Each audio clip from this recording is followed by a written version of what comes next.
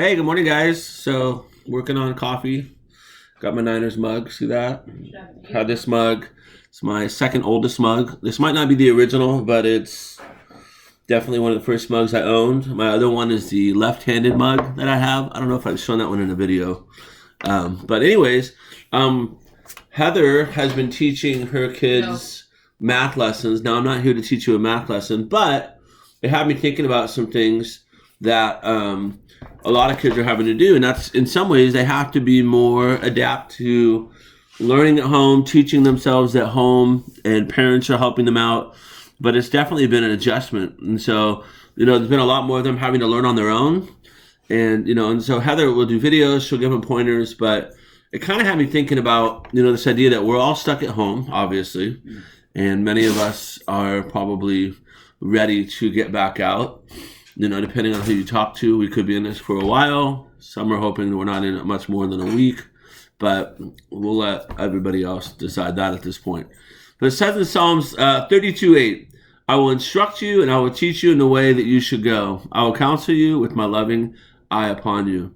And so we see here that, the Lord instructs us, the Lord teaches us. And it says that he does it, and he does it for two reasons. He instructs us in a way that we should go, and he also instructs us, it says, with a loving eye upon us. And so he instructs us to help us know where to go, and also he does it out of his love for us. And so it had me thinking, we're stuck at home. So just in the same way that Heather is taking time to get on videos to teach her students from home, what are we letting God teach us in this season? What are we letting God teach us in these moments? And so it just kind of had me thinking, what is it that maybe God can teach me in this season of having to be at home that maybe I otherwise wouldn't take the time to learn? And I think many of us, now that we're home, are probably noticing a lot of areas in our life that we otherwise wouldn't have noticed that maybe we can improve upon.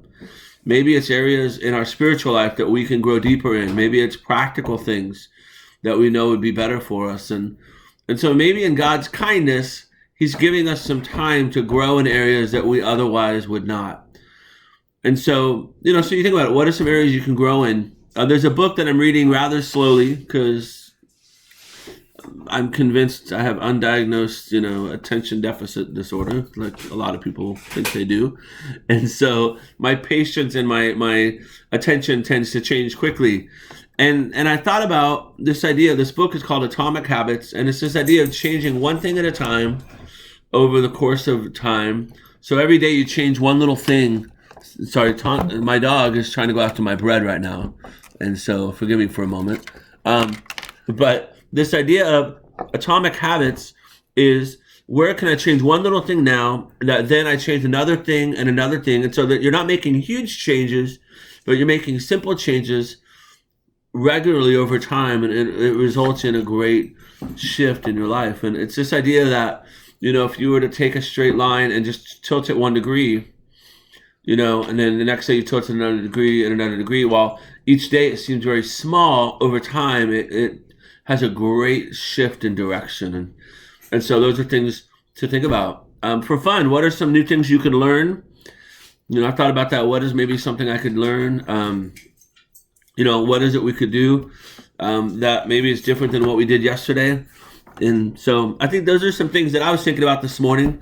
And so I just continue to pray for you guys. I pray that you're encouraged. Think about ways that we can grow. Think about ways that we can continue to encourage one another.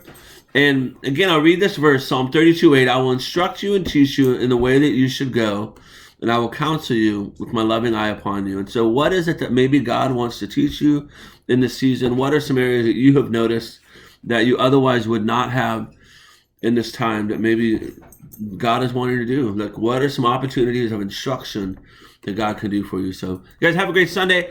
Check your email. We should be sending out another one today just on some upcoming things. There's a good chance we won't have service at church the first Sunday in April. And so we're going to be taking communion together over the internet. And so watch for details on that. Have a happy Friday, guys. We'll see you later. Bye. Go A's, by the way. Go A's. Today would have been opening day. I'm sad.